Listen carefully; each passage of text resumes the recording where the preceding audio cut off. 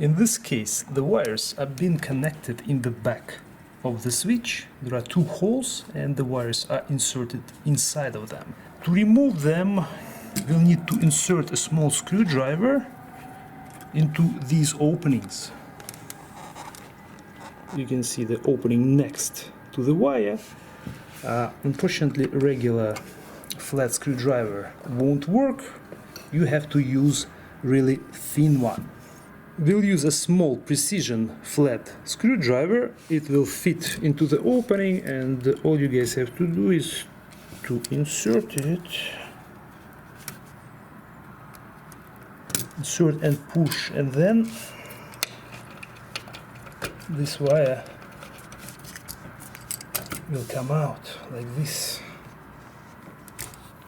If you don't have a small screwdriver that will fit into the opening, you guys can just twist the switch like this and it will come out as well.